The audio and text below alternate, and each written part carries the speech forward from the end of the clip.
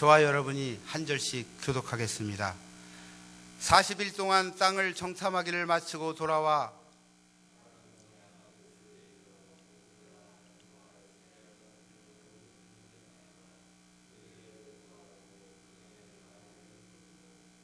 모세에게 말하여 이르되 당신이 우리를 보낸 땅에 간즉 과연 그 땅에 젖과 꿀이 흐르는데 이것은 그 땅의 과일이니이다.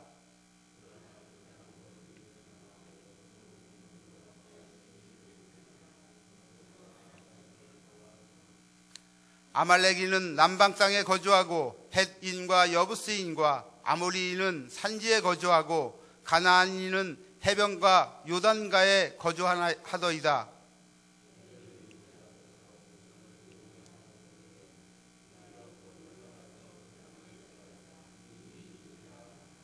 그와 함께 올라갔던 사람들은 이르되 우리는 능히 올라가서 그 백성을 치지 못하리라. 그들은 우리보다 강하니라 하고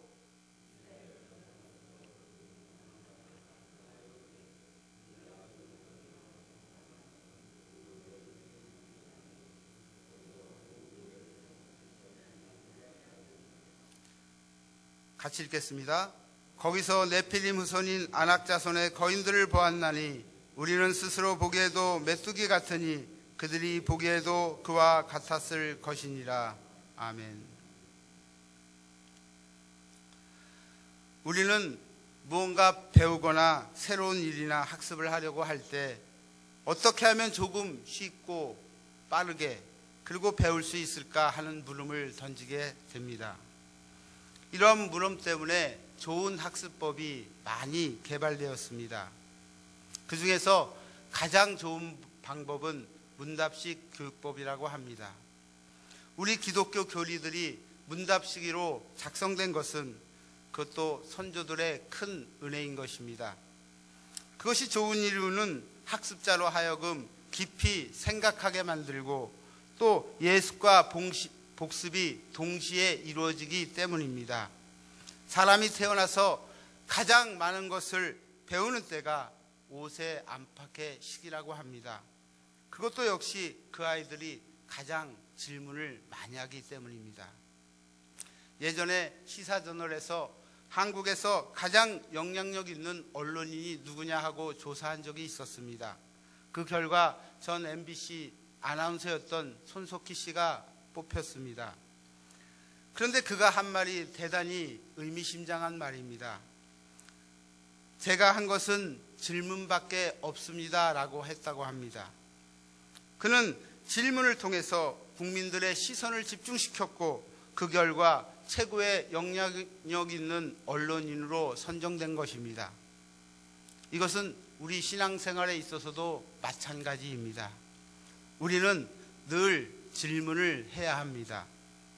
좋은 질문을 많이 하는 성도는 잠시 동안은 고민할 수 있습니다. 당황할 수 있습니다. 하지만 결국 더 견고한 신앙 위에 바로 서게 됩니다.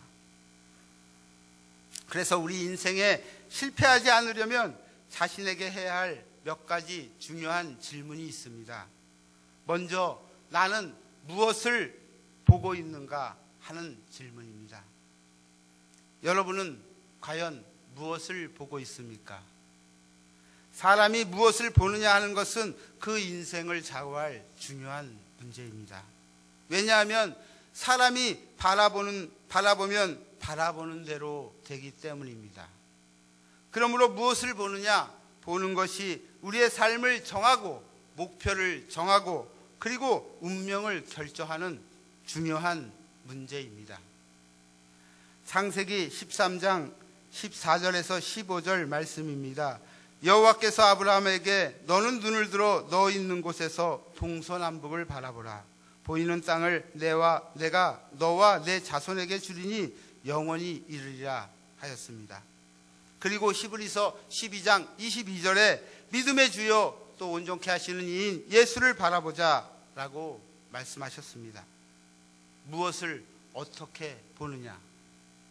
이것을 가리켜 우리는 관점이라고 얘기합니다.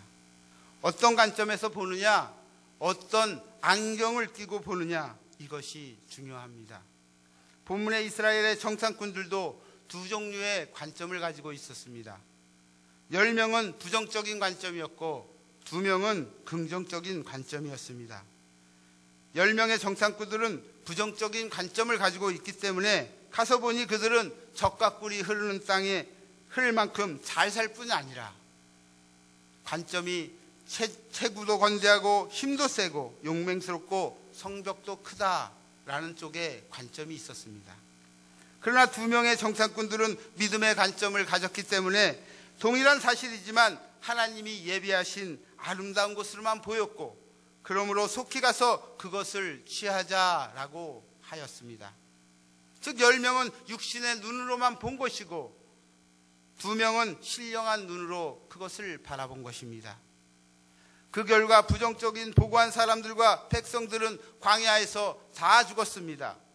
믿음 가진 2사람만이 가나안 땅에 들어갈 수 있었습니다. 이렇게 보는 것이 중요합니다. 잘 보아야지 잘못 보면 실패한다는 말씀입니다. 어느 작은 도시에 남편이 선원이 되어서 바다에 나가서 배를 타다가 죽고 또 그 큰아들도 역시 선원이 되어 바다에서 배를 타다가 죽었습니다.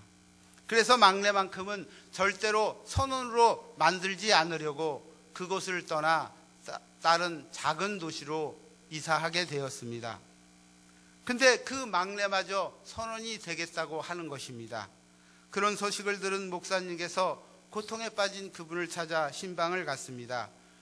그 가정에 가서 보니 그 집에는 넓은 바다에서 파도와 싸우며 나아가는 멋진 배와 선원이 그려져 있었습니다. 누구라도 그 그림을 보면 바다의 사람이 되지 않을 수 없을 만큼 매혹적이었습니다.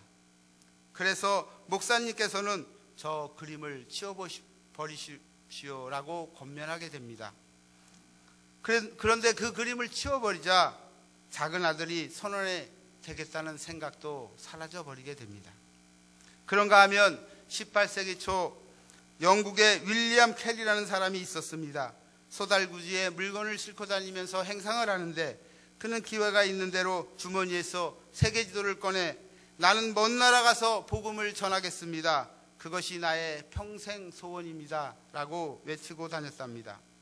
사람들은 그를 미친 사람 혹은 엉뚱한 공상가라고 말하였습니다.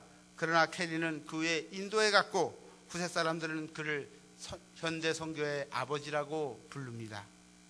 성도 여러분, 지금 무엇을 보고 계십니까? 하나님입니까? 사람입니까? 되는 것을 봅니까? 안 되는 것에 주목하고 계십니까? 희망을 보십니까? 아니면 절망을 보십니까? 무엇을 보는지 자신을 잘 살펴보시기 바랍니다. 두 번째입니다. 나는 무엇을 듣고 있는가 하는 것입니다. 여러분은 어떤 말을 듣고 사십니까? 로마서 10장 17절 말씀입니다. 그러므로 믿음은 들음에서 나며 들음은 그리스도의 말씀으로 말미암느니라 라고 합니다. 이 말씀을 반대로 적용하면 세상 말을 들으면 세상 사람이 되고 만다는 뜻입니다. 그러므로 우리는 귀가 있지만 구별해서 잘 들어야 합니다. 본문의 이스라엘 백성들은 누구의 말을 들었습니까? 믿음의 말을 하는 여호수아와 갈렙보다 불신의 말을 하는 10명의 말을 더 들었습니다. 그 결과 그들은 불행한 길을 택하고 맙니다. 그러므로 무엇을 듣는가? 우리는 항상 주의해야 합니다. 왜냐하면 믿음의 말을 들으면 믿음의 사람이 되지만 불신의 말을 들으면 불신의 사람이 되고 말기 때문입니다. 우리에게는 항상 두 가지 말이 들려옵니다. 그러니 가려서 들어야지 아무 소리나 다 들어서는 안 됩니다. 불신의 말, 부정적인 말, 악평하는 말, 원망의 말은 듣지 마시기 바랍니다. 대신 믿음의 말, 긍정적인 말, 그리고 칭찬의 말, 감사의 말, 은혜로운 말은 귀 기울여 들으시기 바랍니다. 우리 주님도 마귀가 시험하는 소리는 말씀으로 깨끗이 물리치셨습니다. 로마로 가는 제수 호송선에 바울이 타고 있었습니다. 바울은 말했습니다. 이번 행선이 화물뿐 아니라 생명에도 타격과 손해가 있으리라. 그러나 백부장은 하나님의 종 바울의 말보다 선장과 선주의 말을 더 들었습니다. 그 결과 유라굴로라는 엄청난 광풍을 만나 2주간이나 사경을 헤매게 됩니다. 어느 시골에 사생으로 태어난 한 소년이 있었습니다. 사람들은 그 소년의 아버지가 누굴까 늘 궁금해했습니다. 가까이 지내는 친구도 없었습니다. 소년은 학교에서도 따돌림을 당해 너무 외롭고 부끄러워 견딜 수가 없었습니다. 그러던 그 소년이 교회에 나가게 되었는데 교회에서도 사람들이 자기를 사생하라고 할까봐 숨어 다녔습니다. 그러던 어느 날 소년의 어깨를 붙잡으며 넌 누구의 아들이지? 하는 소리가 있었습니다. 목사님의 소리였습니다. 그런데 처음 부임하신 목사님의 질문이었기 때문에 이제는 꼼짝없이 산론하게 되었구나 하고 긴장하고 있었습니다. 그런데 목사님은 그렇지, 하나님의 아들이지, 하나님을 닮았어 라고 어깨를 두드려 주었습니다. 이 말에 소년은 변화되었습니다. 그 인생이 달라지기 시작했습니다. 미국 테네시주에서 주지사를 2번이나 했고 사회와 교회에 큰 업적을 남긴 사람이 되었습니다. 그 소년의 이름은 벤 후퍼.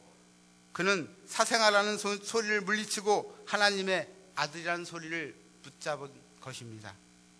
그러므로 우리 귀는 아주 하나님의 말씀에 고정시켜 놓기 바랍니다.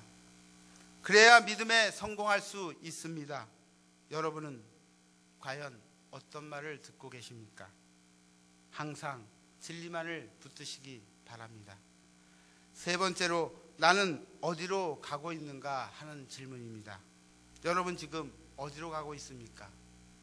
10명의 정탐꾼의 말만 들은 이스라엘 백성은 우왕좌왕하게 됩니다. 가장 큰 문제는 목적지를 잃어버린 것입니다. 이스라엘이 광야로 나온 목적은 오직 하나입니다. 약속의 땅, 가나안 땅으로 들어가기 위함입니다. 그런데 중간에서 그 목표를 상실하고 말았습니다. 그래서 애굽으로 돌아가자라고 외친 것입니다. 하나님이 가장 싫어하는 소리가 애굽으로 돌아가자는 소리입니다. 지금으로 치면 나 교회 안 가, 나 믿음 생활 안 할 거야, 이런 소리랑 같은 이야기입니다. 그런 말은 자꾸 해서는 안 됩니다. 자꾸 하면 습관이 되고 유행이 되고 나도 죽고 또 남도 죽이는 것이기 때문입니다. 여러분에게 인생의 목표가 있습니까? 목적지가 뚜렷하고 나아가는 분명한 방향이 있습니까?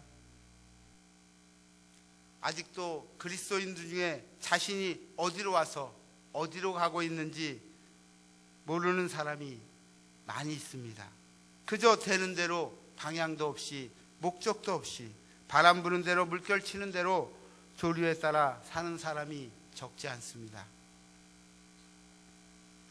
시편 1장 1절에서 2절 말씀입니다. 복 있는 사람은 악인의 꾀를 쫓지 아니하며 죄인의 길에 서지 아니하며 오만한 자의 자리에 앉지 아니하고 오직 여호와의 율법을 즐거워하여 그 율법을 주야로 묵상하는 자로다. 그리스도인은 진리의 길, 바른 길을 가는 사람이며 그렇기 때문에 복 있는 사람입니다. 그리고 먹든지 마시든지 무엇을 하든지 다 하나님의 영광을 위해서 하라 했듯이 우리는 하나님의 영광을 위해서 살며 하늘의 무궁한 상을 위해서 천국을 향해 나아가는 목적이 있는 사람입니다. 이 세상 광야길에서 방황하지 마시기 바랍니다. 사랑하는 성도 여러분, 하나님은 아담에게 질문하셨습니다. 내가 어디 있느냐? 예수님도 제자들에게 질문했습니다. 너희는 나를 누구라 하느냐? 이처럼 우리들도 자신들에게 질문해야 합니다. 나는 지금 무엇을 보고 있는가? 나는 지금 무엇을 듣고 있는가? 그리고 나는 지금 어디로 가고 있는가? 이 질문은 우리 인생을 좌우하는 중요한 질문입니다. 우리 모두 하나님의 아들, 우리 예수님처럼 하나님을 바라보고 하나님의 말씀을 듣고 하나님께로 나아가는 가장 성공된 인생을 살아가는 성도들이 다 되시기를 바랍니다. 기도하시겠습니다.